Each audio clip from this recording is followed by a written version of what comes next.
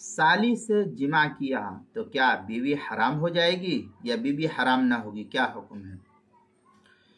मसलन साली बीवी के रहते हुए बीवी की बहन, साली जो है बीवी की बहन से चाहे वो बड़ी हो चाहे छोटी हो,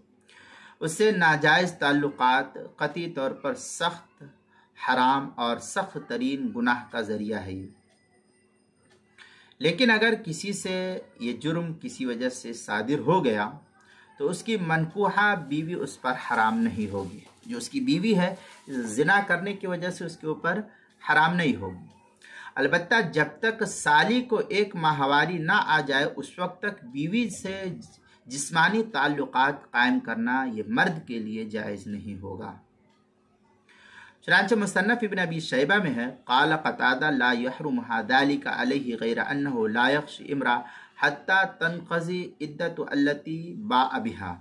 ये मुसन्नफ इब्न अबी शैबा किताबुन निकाह बाबुन फिर रजुल यज़नी बि उख्ति इम्रा, ये जिल्द नंबर 9 सफ़ा नंबर 125 हदीस नंबर 16610 जो दारुल हदीस काहिरा का छपा हुआ नुस्खा है उसके अंदर आगे जो है दुर्र मुख्तार मा शामी में है खुलासा से नकल करते हुए वतियु उख्त इमरा ला तहरुम अलैहि इमरा व तहतहु फि शामिया कौलुहु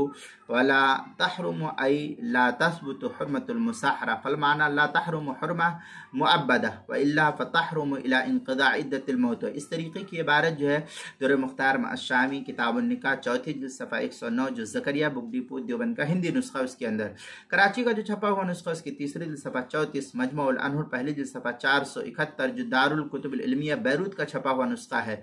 और अल बहरुर राइक उसकी तीसरी जिल्द सफ़ा 96 फतहुल क़दीर उसकी तीसरी जिल्द सफ़ा 214 किताबुल मसाइल चौथी जिल्द सफ़ा 228 और 229 पर भी इसको नकल किया गया है।